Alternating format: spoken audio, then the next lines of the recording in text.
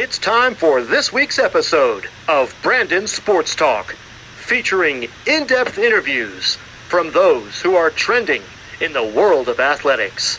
And now, here's the host of Brandon Sports Talk, Brandon Pate.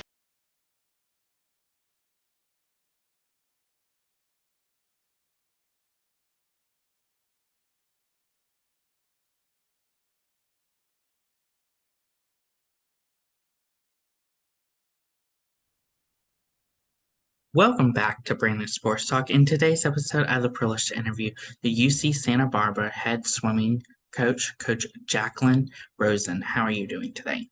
Good, Brandon. Thank you for having me on. Thank you. Can you talk about how you knew that you wanted to get started in coaching in college swimming and diving? Yeah, so in college, I swam at University of Hawaii and just loved swimming. I grew up a synchronized swimmer, and that's a judge sport. So when I started swimming and directly, your hard work is directly related to how you do, I kind of fell in love. So swam in college, made it all 4 years, which was fun. We won our championships my senior year, which was extra fun. And then didn't really know what I wanted to do. I ran a community center for a little bit. I worked with kids. I ran a swim team, but never coached. And then I moved back to San Francisco, and the high school there was looking for a swim coach. So I decided to, do that for a semester. And when one of my kids, freshman girl, hit the wall and broke 100 in 100 freestyle, which is, not fast at all, but for her it was like life altering, and she looked at me and I felt like I broke a best time. I felt like, okay, this is something I want to do. I like how every day is different. I like how every year is different. We have, you're dealing with people all the time, and most of the time it's not really about swimming. It's really about like growing people as individuals. And but I wasn't someone who was going to be stuck in an office every day. I had to be outside, and I had to be dealing with a sport. So it's kind of a perfect job for me. I've had moments where I've almost left the sport and the career, but I've always was like, no, this is what I want to do. So that's kind of how I got started.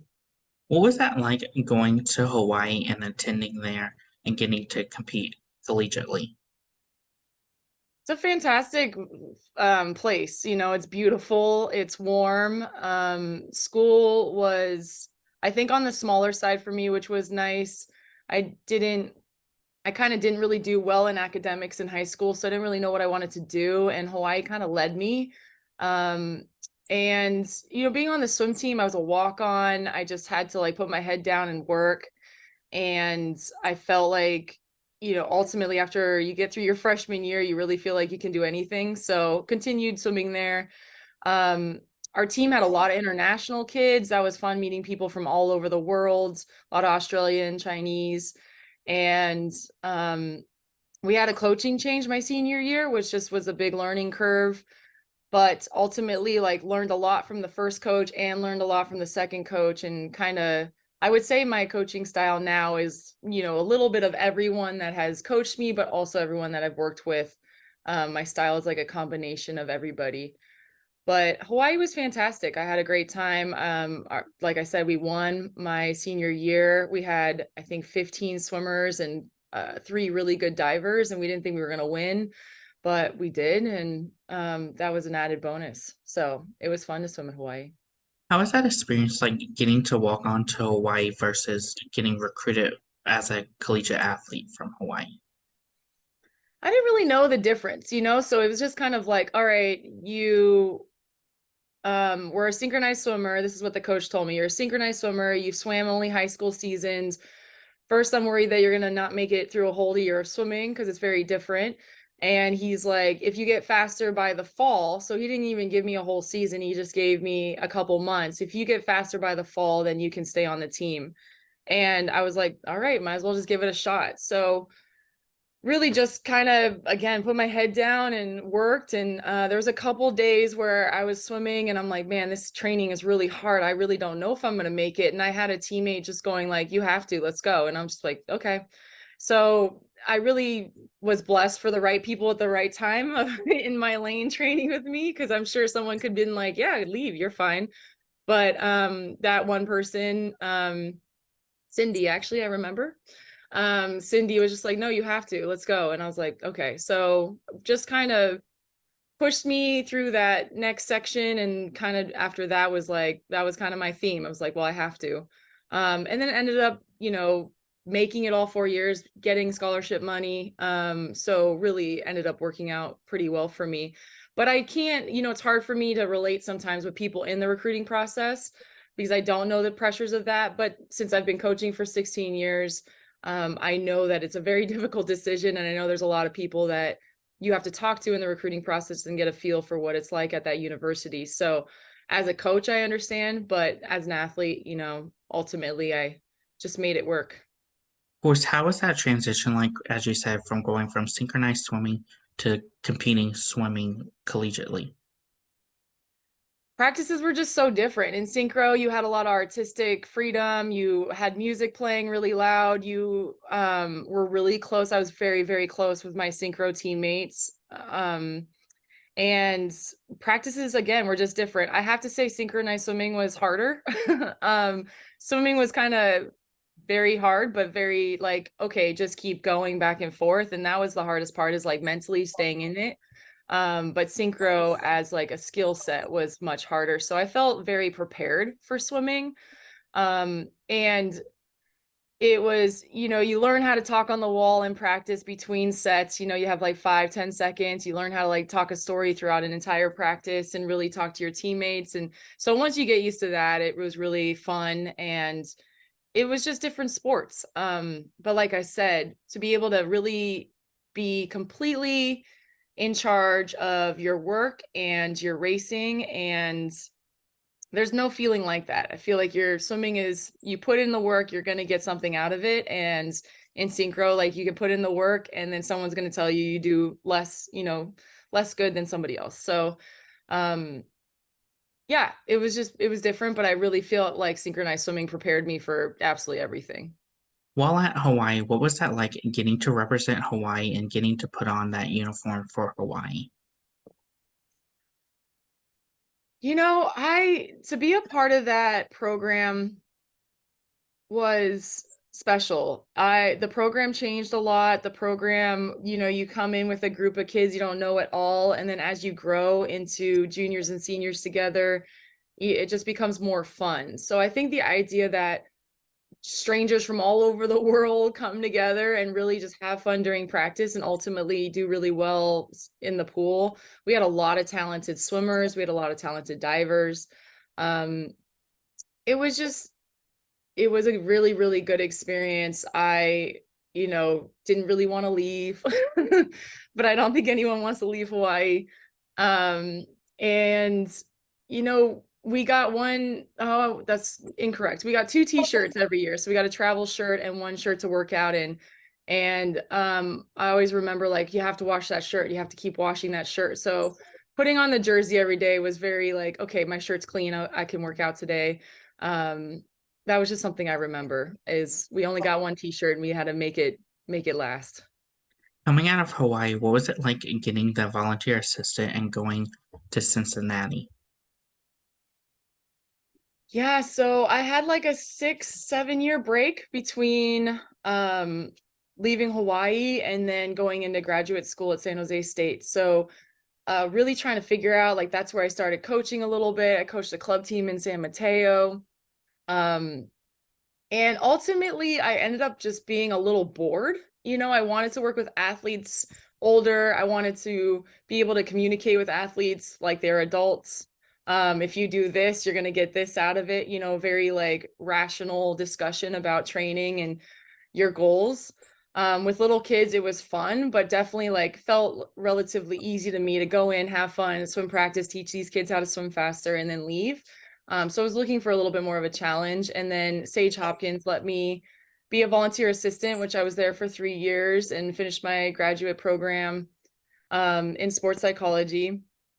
And, ultimately the experience of just volunteering and being a part of a program, kind of being like a bird's eye view of like all of it, working with different coaches and being there for 3 years really helped kind of solidify that I wanted to be a coach. And help me grow as a human as well. Of course, while at the Cincinnati Bearcats, what were some of your accomplishments as the assistant coach? Yeah, I coached the distance group at that time. Wow, it's a long time. I got to think about it. I coached the distance group at the time. I had a freshman who was just really fun to work with every day. He would just kind of like, whatever you want me to do, coach, I got it. He won the mile his freshman year by like two laps, so a significant amount. And I have to say, like, that was one of my favorite moments. He kind of celebrated a little too much, so then I had to tell him, like, stop celebrating and keep the water calm. So I remember there was a life lesson there as well. But got to say that was a big thing. There was a really talented older girl that was in her last year, and really just communicating with her about how hard it is to progress just as a female athlete, and also how to like stay focused in 4 years of college swimming. I remember having a lot of conversations with her of just like, what would make you happy? You know, like maybe you won't swim your best time this year, but like what would you be happy with? And I recall those conversations of being like significant conversations now, because I feel like I do have them a lot with a lot of junior and senior women, of just kind of how to stay focused. And I was a young coach and I've never really understood, like, why are you not focused? Why don't you want to be good? Right. But life happens. And junior and senior year in college, you start thinking about what's next, and kind of the focus is not about swimming anymore. And so like, how can we really like listen to what you want to focus about, help you with your goals later in life, but also kind of like, you have this time right now to be here in this moment, have some fun, swim, do well. And I just remember those two situations at Cincinnati kind of stuck with me. Of course, what was your experience like going to Bowling Green and getting to be the assistant coach? Bowling Green was a tiny little town in the middle of Ohio. I'm from San Francisco, so definitely a big city girl. And so I think the biggest transition there was just trying to manage a 10,000 people town and about 4 restaurants. So I learned how to cook there, actually. I feel like that's where I really learned how to cook. Um, it was a new staff, so really building a program from the ground up, and just taking these kids that were coached by one coach and just trying to like have them buy into the new coaching, but also really get them to, they were really close actually as a team. So they really liked each other. And I felt like it was relatively easy to find my place there, if that makes sense. Um, and really enjoyed, we switched off groups there. So I coached a bunch of different people there. And, they had football, big football, which I've never been a part of. So going to football games with the team and having recruiting weekends with football involved, all that was kind of new. Cincinnati had big football too, but they were redoing the stadium, so it was a little different at the time when I was there. Um, but yeah, I mean, more experience, more people to get to know, and I learned a lot about Ohio in general, being at Cincinnati and Bowling Green, just learning about the Midwest, learning about their high school state meet and how big it is, and how all the teams there, and what amazing swimmers they have in the Midwest. So that's something that, I honestly love recruiting out of that area still. Of course, what was it like as a coach going from the Eastern Coast to now the Western Coast and going to UC San Diego? Yeah, in the Midwest, I would call her East Coast. I felt like I learned how I really like quiet and didn't like traffic. So moving to San Diego, it was a little louder, but the traffic actually is pretty mellow, and also taught me that I wanted to live close to wherever I work. So I never wanted to drive more than 12 to 15 minutes to work. So that's something I learned in the Midwest. Love the space out there. So always now kind of looking for backyard space or kind of green space to hang out in. So personally, it kind of changed my thoughts of like, I used to want to be in a city and like a high rise. And now I'm like, no, I kind of want to be in the countryside. Um, which land in Santa Barbara is not very, there's not a lot of it. So probably can't do that. But it actually just taught me like little things that I liked and are needed in my life. I also learned that I miss the ocean. There's nothing like California ocean. I grew up in San Francisco. We have Ocean Beach. It's usually cold and foggy and kind of just miserable, but I used to always take my dog there, and kind of the energy of the ocean fed me. So that I kind of got some more energy being in San Diego. Really felt I was closer to my family as well, which is always helpful. My first niece was born the year I moved back. So there's a lot of family connections in California that really made it special to move back. USD as a school, beautiful private school on top of a hill. It was, it was like a museum to work in. So, and from campus, you can see the ocean. So there was a lot of like beautiful factors there that made working there pretty nice and pretty easy, of just the surroundings and how lovely it was. Definitely different clientele. You know, the students at USD were definitely different than the students at Bowling Green State, but I think it's ultimately like everyone I've met and kind of learned from has been one step closer to kind of where I am now. So all of it was a blessing. Of course, throughout your coaching career and your stops along your way, what are some of the things that you learned to then help you to make that jump to become a head coach for UC Santa Barbara? Throughout my entire time as an assistant coach, I wrote down notes of like when I'm head coach. So I had this like Google Doc, and I wrote down like when I'm head coach, like do this, don't do this, do this, watch out for this, remember this. So I kind of constantly have written down like little tidbits. My memory's not great, but I remember everything that personally happens to me. Does that make sense? So it's like everything I personally learn by doing the job. So all the hands-on experience, I know exactly like, okay, that happened this way at that school, and this is the ways it turned out. How can we make it better this time? I've seen this before. I've seen this before. So I feel like I've constantly just kind of prepared myself to be a head coach. If you've ever asked me like 10, 12 years ago, what do I want to do? I'd be like, I want to be a head coach of a Division I program. And I constantly said it. So I think it kind of just like instilled in my head of like, all right, when I'm the boss one day, how do I want it? So just constantly learning as I go. But I think that document, I still look at that document maybe like once a month, being like, all right, what am I doing now? It's coming up to summer. What's summer training like? How do we get kids to stay? What do we need to do for swim meets? So it's just a constant learning, but I'm grateful I started writing that document when I was younger.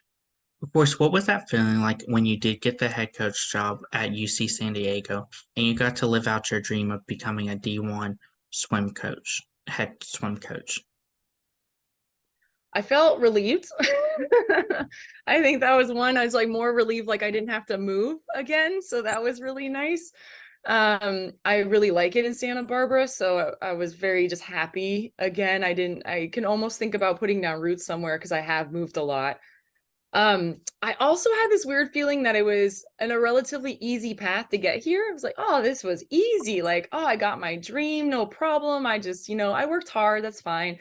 But when I really look back at like the paths I've gone and where I've moved and all the people I've worked with, I'm like, oh yeah, like it's been a journey. And I think the biggest thing too is I was instantly nervous.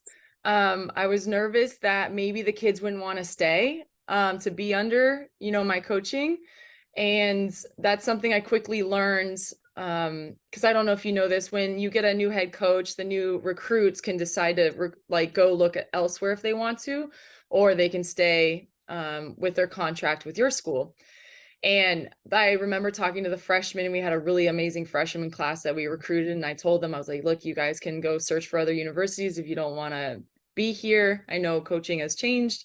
And everyone was like, no, Jax, like we're in with you. And I was like, okay. So I had this moment where I was just like, okay, everyone wants to stay. This is good.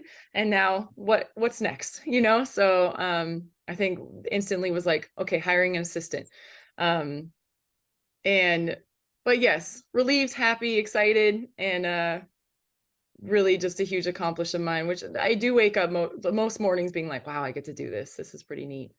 Of course, what was that feeling like getting announced to become the head coach and getting to run your own swimming program? I think ultimately for me, it was just the idea that I can how do I put this? I can have a staff and a swim team that is kind of guided by like my core values just as a human, like if you work hard, it pays off. You just be early, on time, you're going to be okay. So I feel like my core values from my family really was like, okay, this will be fun to have my own family, my own swim family, kind of based around my core values. Every year we have different captains. Every year they come up with our team values, but really guided by like, what do we want to do here? And I think to ultimately, no matter our financial struggles, no matter who's on our team, like how good can we be? And I think no matter where you are, you can be really good. So the idea that I could lead that was really special to me. And every year it changes. Every year I learn something different. I've asked people for help. I haven't done all of this by myself. But it's nice to have like the collaboration and be in charge of the collaboration, if that makes sense. I think it depends on like who's around you and that make the job like that much more special. As a head coach, what was that feeling like the first time you got to stand onto the pool deck of UC Santa Barbara and lead the program? I remember being nervous. I My first time talking so here at Santa Barbara, when you move in as a freshman, our whole team goes and helps you move in. So it takes like 15 minutes. And all the parents of the freshmen are so impressed that our team like comes and helps them. And it's a really good feeling, but that's been a tradition here forever. So I didn't start that. But my first meeting with the parents and the freshmen and kind of laying out like my guidelines of like, this is how it's going to go. That was probably the most nervous I've been in a really long time because I wrote it down. I practiced my speech. I like did all this stuff, but I'm like, I wonder how they're going to react, or I'm wondering how they're going to listen. And you really don't have control over that. So you really just have to do the best you can. And, sometimes I can be very serious, but most of the time I'm very cheery and happy. And I wanted to bring that too. Is like, this is going to be fun. Like, please, your kids are going to be safe. They're going to be left with me. Also, the responsibility that like you are in charge of 60 kids. That's a hard part. That's a really, really hard part about it. And like trying to be like, I'm here for you. I want to take care of you, but also, I need to be a person too. Um, I think that's like managing that part was the hardest for me. And the first time on deck for practice, I mean, that was just fun.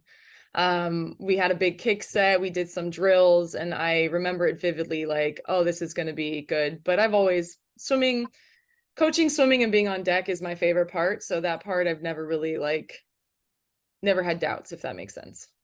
Of course, what was that feeling like getting to lead that program, and are some of your game day routines and rituals as a head coach? Game day routines and rituals. Usually head to the pool probably like 35 minutes before the kids arrive. Just trying to make everything set up and make sure my pens work, make sure I have books and binders to write on if I want to, make sure my phone's charged. We do our own us coaching staff, and with help from campus, we set up our own pool. So just make sure the touchpads work. Really just kind of making sure logistically everything's working, setting up the kids area so that I like when the seats or benches are like facing each other, so they have to sit in kind of like a half circle or horseshoe. So they're kind of like looking at each other when they're sitting. So I want to make sure that's set up, make sure they have shade, and just think about anything else that like, how can I make their day easier? Come in, warm up as a team. They usually head out for home swim meets, they head out to the parking lot and do their dry land warm up. They bring the speaker with them. They have music playing. We have music playing all the time. And then they come in and we do sometimes a team warm up, sometimes their own warm up. And then we meet and have a meeting.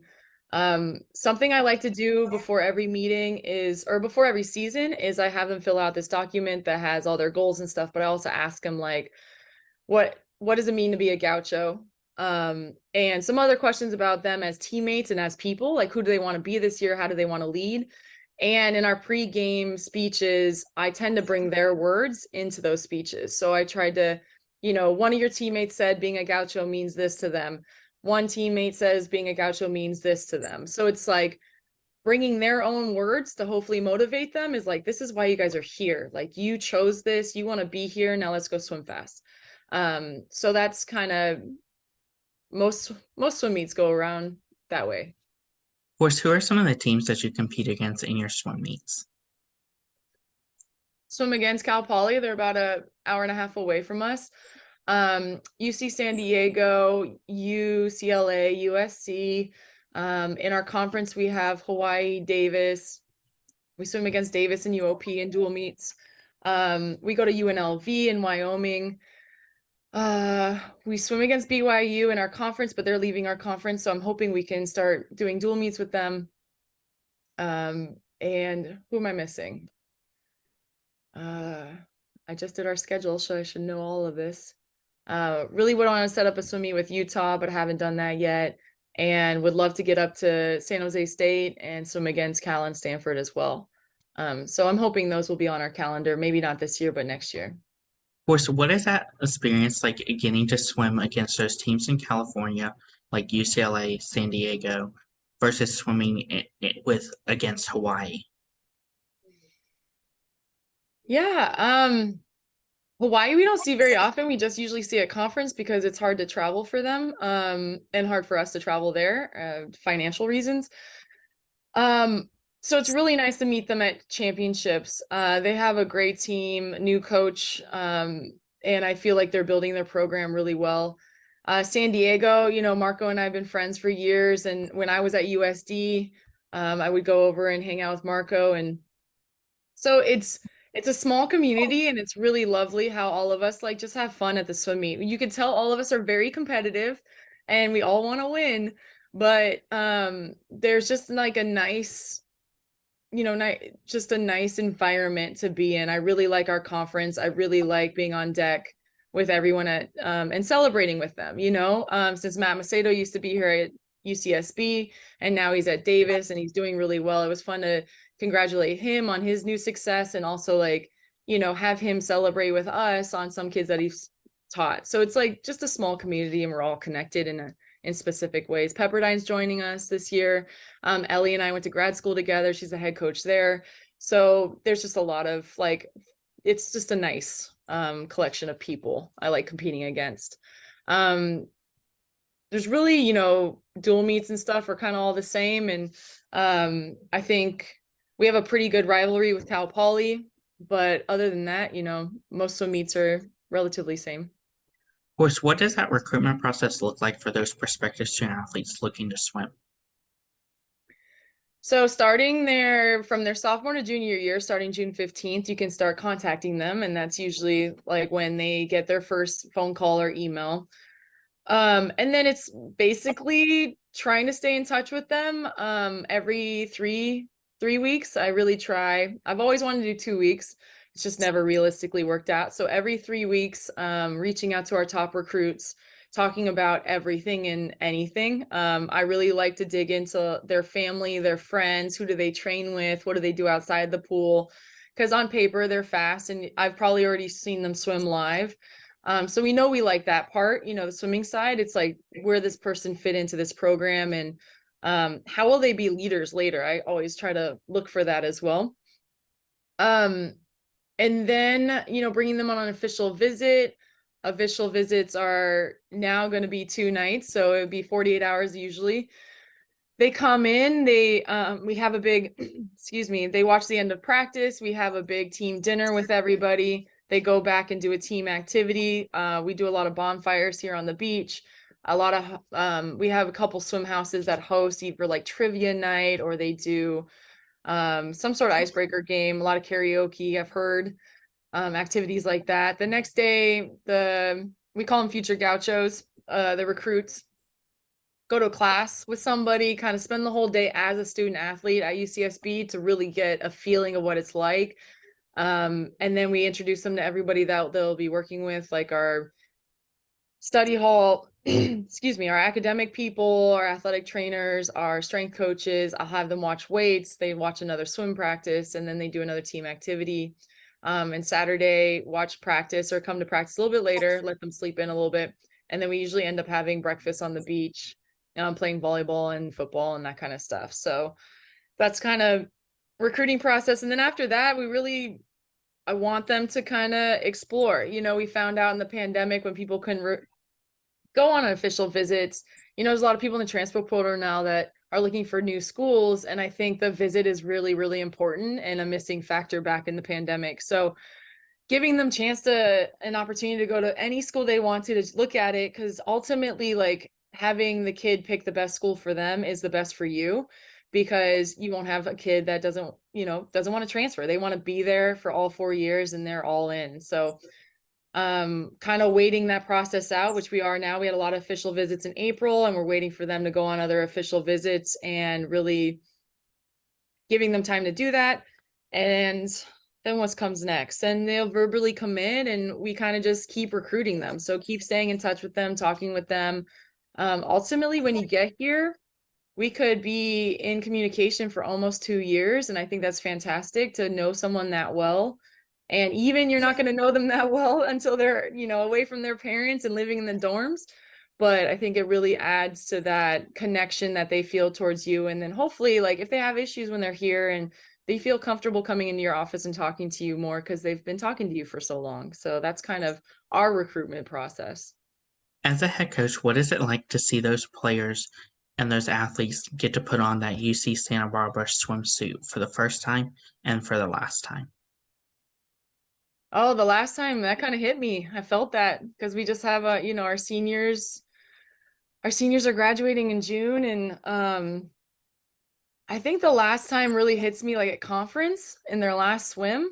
I think everyone kind of gets up and really just stands over the pool and just like cheers on that swimmer's last swim. So we're very, very knowledgeable of that last swim and what it looks like, and just supporting that athlete. I know last year we had an athlete right after his swim just like bust out in tears, and then the whole team was crying, and we're like in the middle of the swim meet, with so much swimming to go, but we knew it was his last swim, and this kid meant a lot to our team. So really felt that. First time is fantastic. They're just so excited, they have their new gear, they have their new shirts and t-shirts and new swimsuits. And I think when everyone comes in matching, there's something special about that. So a couple practices where the girls will match or the boys will match, and you're like, all right, we're a team now. Like, everyone's coming from different places, but we're all matching, and it hits different. But yeah, it's truly special. And I think getting their gear is obviously one of their favorite days. It's like a little Christmas. And seeing them match and just look sharp as a team is always something that makes me happy. Of course, as a head coach, what is it like to see those players after their collegiate career go into either the corporate world, go into professional swimming nationally, or even going into college coaching? It's fun. I mean, I just really try hard to stay in touch with them, almost like we're doing the backhand of the recruiting process, like keep just checking in with them every now and then and saying hi. A lot of them do reach out for reference letters or things like that. It's fun to hear when they get into medical school and do well on the MCATs. And I think all of that is just like nice to stay up with, but also how they can like come back for alumni meets, talk about what they've done, and really help the current athletes on the team think about what it's like outside of college. So just the whole connection, trying to keep everyone together and really like building that family beyond your 4 years here is important to me, and I'm working on that. But it's nice to see every skill that they've learned in athletics and from swimming really help them in their job. We have one kid who is a surveyor for an environmental company, and he's like, yeah, I got to wake up at 5 o'clock every morning. I got to be in the field at 6. And he's like, there's no way I would have been able to do this unless I had swimming. Like, we wake up early and it's what you do. So he doesn't even think twice about it. He's like, yeah, start time 6 a.m., which a lot of people outside of swimming would be like, no, I'm not waking up that early. But yeah, so it's nice to see how it all like, and they slowly, I've had kids like 10 years later come back and be like, I now know why you were mad at me that time, and I like appreciate you. And I'll be like, cool. Like, I'm glad it's working out now. And like just the fact that people come back that late and like say something or want to say something to you, I mean, that's fantastic. You know that they're growing as people, and hopefully they're telling other people that have affected them that, thank you. So yeah. What are some of your future plans for the UC Santa Barbara swim program? We're trying to get a new pool built. We need a new pool. So that is really something on my radar of facilities and just trying to give these kids just a place to practice that is exceptional. Our pool has a lot of history and it's lovely and it does its job. But I think I want to say it's almost in the 80s-year-old range. So just trying to figure out a new pool for us. Ultimately keep recruiting like we have been, NCAAs, qualifying there, winning championships. But I think ultimately my goal is so these kids feel happy. They're individually doing well, so they feel accomplished, maybe not necessarily in times or swimming related, but just so they feel good about themselves and what they're doing. I want to continue that. And I'm really digging this leadership thing I'm doing with the future captains. I want to continue that. Um, but other than that, I mean, I love it if every year we can switch up where we're going for swim meets and kind of bring the kids around the country and have experiences, just not in California. Other ideas I have are love to go on a training trip one day, just taking them away and having some fun. Or maybe a camping trip or things like that. So I think everything that I'm planning is really how do we give the kids more experiences? How do we stay together as a team? And really what will make our program better ultimately in the end. And usually it has to do more with outside the pool stuff than in the pool stuff. What advice would you give those college athletes that are looking to enter collegiate swimming and diving? Reach out to any school that you want to go to. Make sure that they know you're on their radar. Check out the times on the team to see if that's even possible. Sometimes you might not be fast enough yet, which is fine. But be aware of like what the team's times are, so you just kind of are in the know.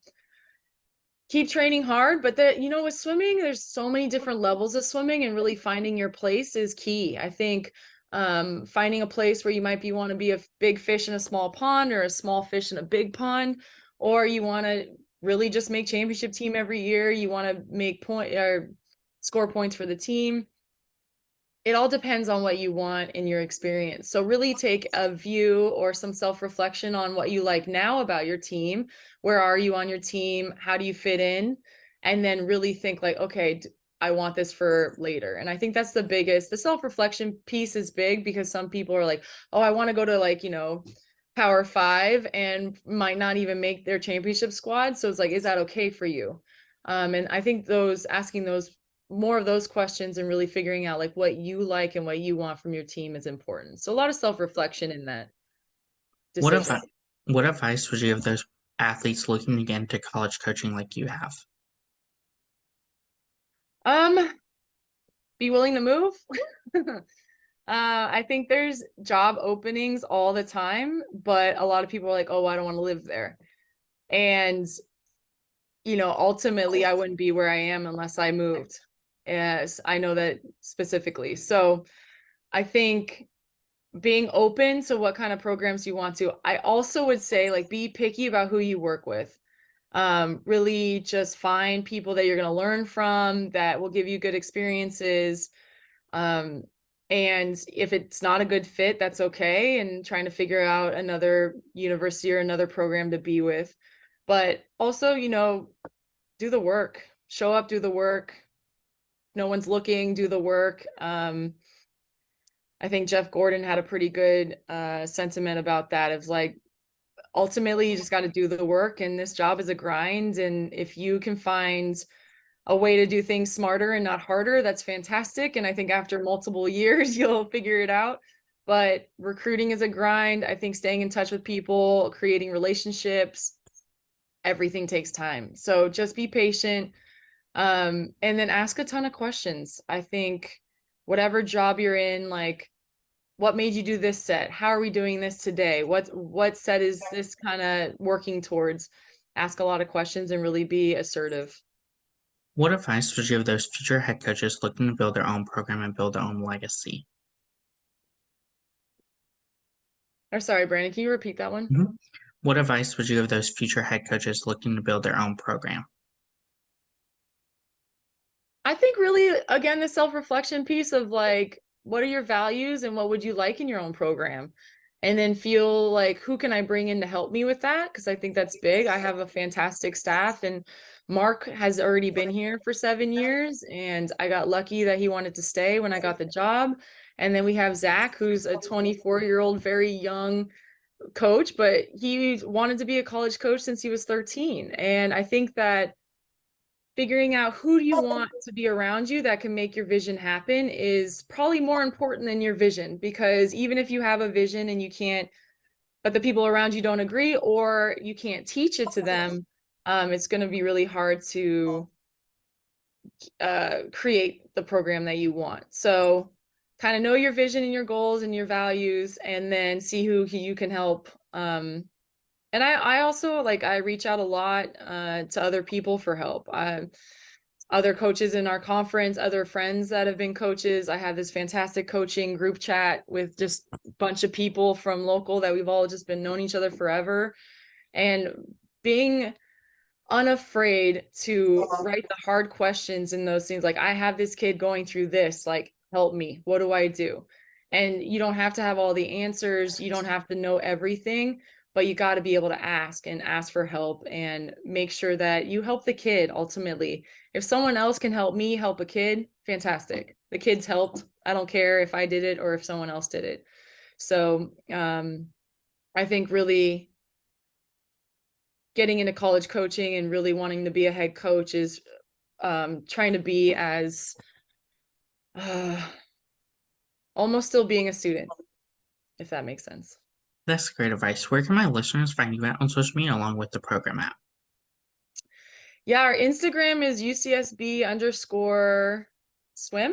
Oh, sugar. Hold on, let me check it. I should know this. I'm sorry. Also the UCSB athletics website, you'll find us there. It's UCSB_swim on Instagram. And then I'm a swimfish415 on Instagram. Yeah. Thank you again, Coach Jaclyn Rosen, for your interview, and best of luck in your future as the head swimming coach at UC Santa Barbara. Thanks, Brandon. I appreciate your time. Thank you. You can find Brandon on Sports Talk on Instagram at Brandon Sports Talk, Twitter at Talk_Brandon, and on YouTube at Brandon Sports Talk. Don't forget to like, comment, and subscribe. Thank you again, Coach Jaclyn Rose, for your interview, and best of luck in your future. Thank you. Have a great day. You've been watching Brandon Sports Talk. Please feel free to like, share, and subscribe to Brandon Sports Talk on social media and on YouTube.